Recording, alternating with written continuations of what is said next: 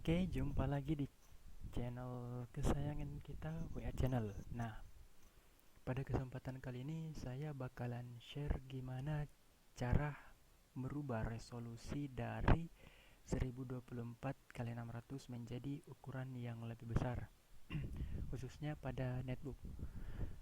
Nah, kenapa tips ini perlu? Karena beberapa pengguna netbook mengalami kesulitan di saat penggunaan beberapa aplikasi. Contohnya pada saat menggunakan video editor ataupun pada saat bermain game.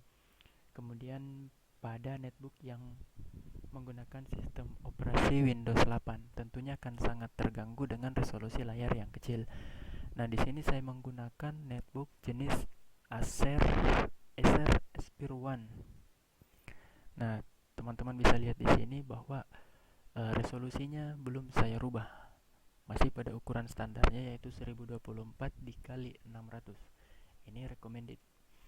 Nah, kenapa saya bilang ini kurang maksimal? Kita lihat di sini penggunaan icon-icon ataupun toolbar-toolbar yang ada pada ukuran layar ini sangatlah besar. Nah, apabila kita menggunakan ukuran layar atau resolusi yang seperti ini, tentunya akan sangat tidak nyaman. Oke, jadi saya akan berbagi tips mengenai cara merubah resolusi ini. Nah, pertama teman-teman harus membuka registry editor atau regedit. Itu bisa dengan dua cara. Yang pertama melalui menu run. Kita tinggal ketikkan regedit.exe. Nah, run ini bisa ditampilkan dengan menggunakan kombinasi tombol start ditambah dengan R. Oke, nah cara kedua bisa juga masuk melalui menu start, search program, kita bisa tinggal ketik regedit. Teman-teman bisa pilih. Nah, pada saat muncul pop up user account control, tinggal kita pilih yes. Nah, pada saat masuk menu registry editor, nah apa yang harus kita rubah di sini? Ada beberapa file. Pertama, teman-teman bisa masuk ke HK Local Machine. Sini untuk lebih jelas saya akan perbesar. Selanjutnya kita masuk di System. Kemudian Current Control Set. Oke, selanjutnya kita masuk di Control. Nah, setelah masuk di Control kita pilih Class. Class. Ya, apa-apa aja lah, yang penting pemilihannya benar. Nah, di sini yang harus kita rubah ada pada folder 4D36E968.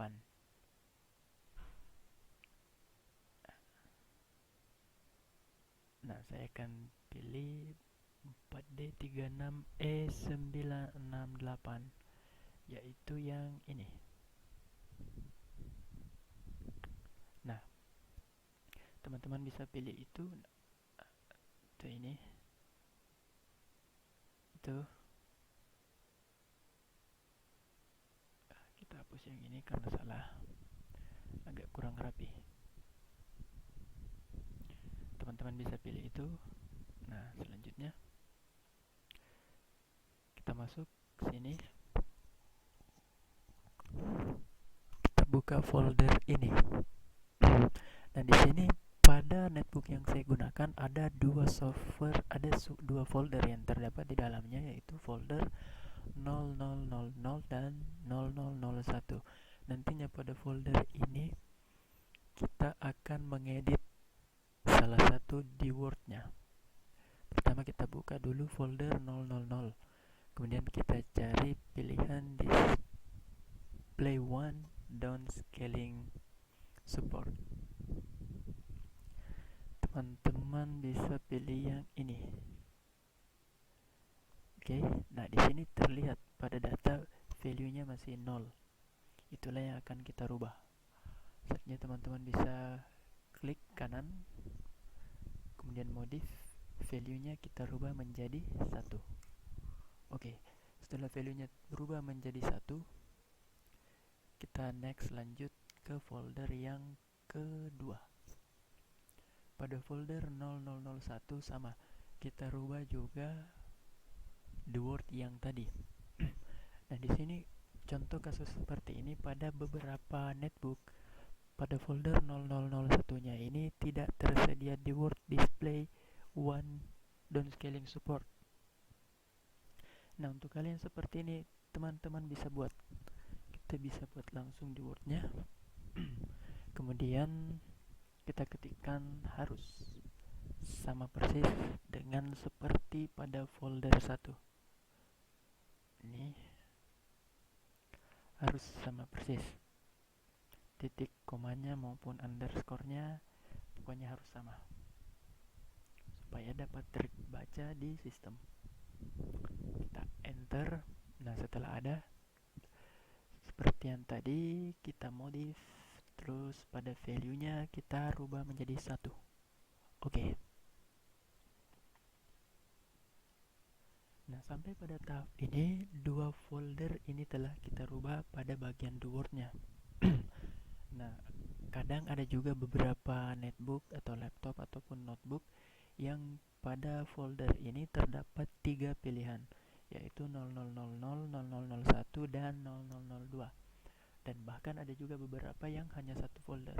Nah, untuk seperti ini kita tidak perlu buatkan foldernya, cukup mengedit folder yang baru saja.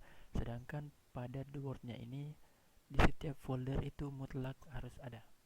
Kalau tidak ada, kita bikin yang baru.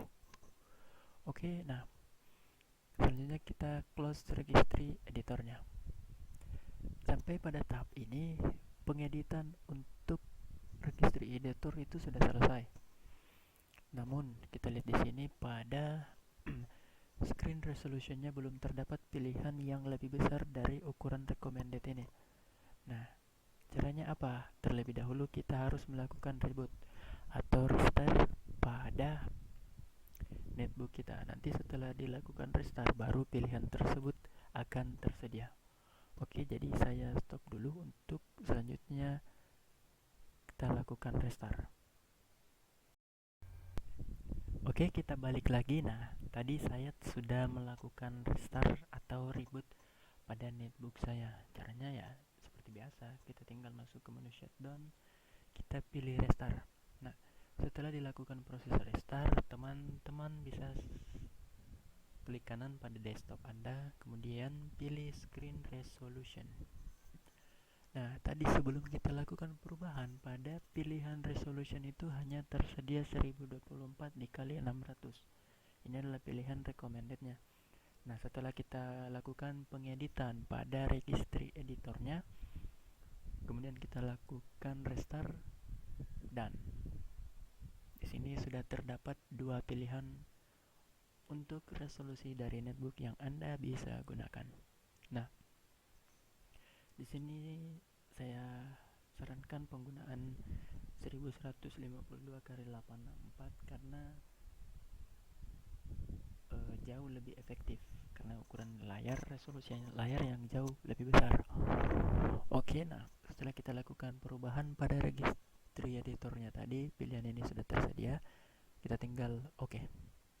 Pilih dan oke. Nah, keep change. Pada pilihan display setting, teman-teman bisa pilih keep change. Oke.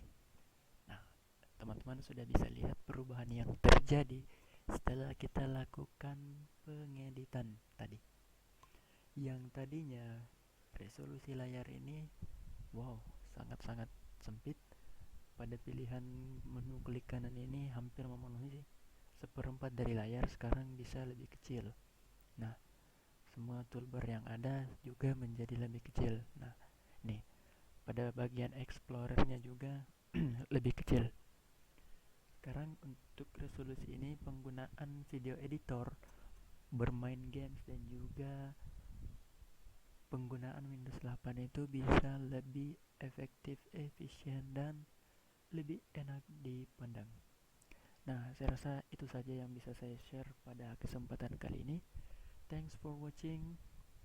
Don't forget to like and subscribe. Oke? Oh ya, jangan lupa komen juga. Kemudian buat teman-teman yang ingin tutorial-tutorial lainnya atau ingin tips-tips lainnya, baik penggunaan Microsoft Word, Excel, PowerPoint atau apa sajalah yang teman-teman ingin ketahui, silahkan klik di kolom komen nantinya pada channel YouTube saya, atau Anda bisa subscribe untuk melihat video-video tutorial berikutnya. Oke? Thanks for watching. Saya ulangi, thanks for watching. Don't forget to like, comment, and subscribe. Thank you.